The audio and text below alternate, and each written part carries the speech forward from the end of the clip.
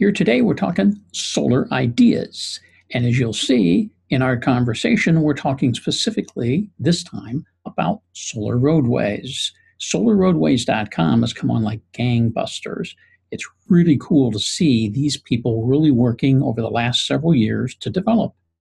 And in developing their prototypes and their ideas, they've struck a chord with a lot of people in this country and around the world when they talk about why not do solar roadways and parking lots. So here's the conversation, and hopefully you'll go to indiegogo.com and participate. They have raised over $2 million in less than 2 months. $2 million.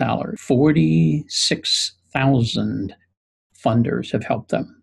This is private money, and it's very cool. So let's get talking. So what are you thinking on it, Jim? I mean, Well, it's interesting how it catches the imagination of most everybody from 15 years old to 90 years old going, what is that? What does it really mean?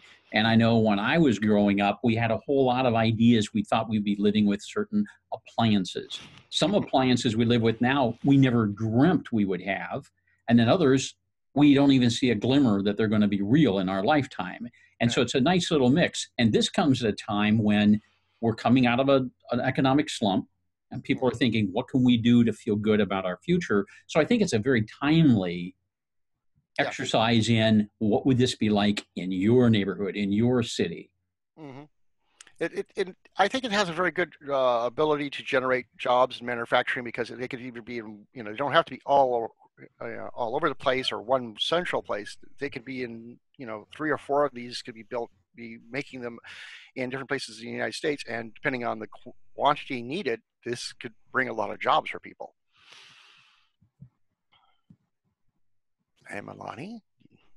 Okay, I think I have actually a few thoughts on it. For one thing, it represents kind of a hope for the future. This is the kind of innovative thinking and smart urban planning that is going to be necessary to have a sustainable future, or any kind of future at all, for the kids who are here today, because we are completely destroying the planet and leaving them with not much.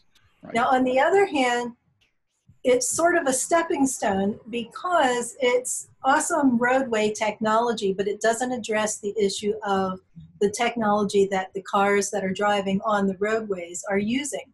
We're still going to be seeing fossil fuel powered cars running on those roadways.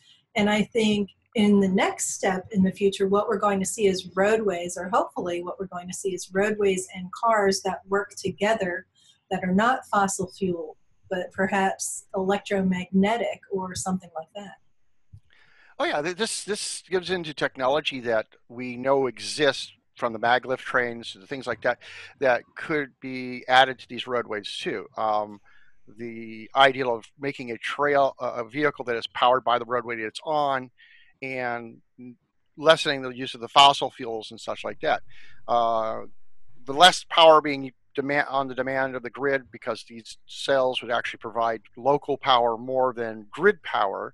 It would pull more off pull less stress off a grid that's probably 40 years still out of date. There's major updates out there. I mean, I see more failures from the aging portion of the grid than someone attacking it, a cyber attack warfare. I think we actually are failing ourselves more than someone in China hacking or, turning off the power in New York. The ideal is that we have a heavy demand. I mean, right now with the temperatures as they are here on this coast and throughout the Western area, we're seeing a lot of demand on the grid right now. I mean, there's small micro power outages right now. I've actually saw monitoring-wise, security-wise, for security systems, because I've seen backups go up online, power backups and things, because our grid is aging. And with these systems in place, these solar module units, not just as a roadway, would alleviate that grid demand and alleviate use of more fossil fuels in the power plants and such. Well, the biggest challenge is still going to be political, because you've got the powers that be in office who really have a vested interest in keeping things the way they are. Otherwise, we would be seeing solar roofs on every house being built, and we're not, and that's ridiculous.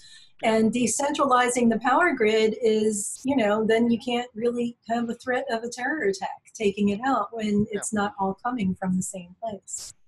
Correct. I mean, the way it really should be is everything should be self-powered. All buildings should be self-powered. Well, I think there's an extra dimension to this in that this is something the individual cannot accomplish. It's not something where you can say, I just sold my house and got a whole bunch of money. I'm going to do it. And the point is that we're not, even though it's solar power, it's still something we don't understand and we can't get our hands around as if we're engineers or if we're construction people or if we're, as Milani said, the politicians deciding how our city is going to run, how many times things get to be financed by the government, but then not followed through. We don't have control over that. When it doesn't follow through, it just doesn't happen. And we go, well, what happened? We don't know. Yeah. Well, I mean, I looked at things like the failure of the one solar company that was getting funding from the government, and then all of a sudden they go out of business and head off to China. I drove past that building about 3 times and realized they're a solar company, yet they have not one solar cell on their whole roof. They had like several panels in the parking lot, and that was it. I'm like, okay. During the big spill in the Gulf, we saw how we see a senator up there who's supposed to be reviewing people apologizing how these people are being treated, and I'm like, you don't work for them. What is going on? And that is showing where the limiting is and everything, and where the funding is being limited, is being bottlenecked by the special interests and the groups that control the people we're electing in the office. That hurts, and it's all sides. It's a thing.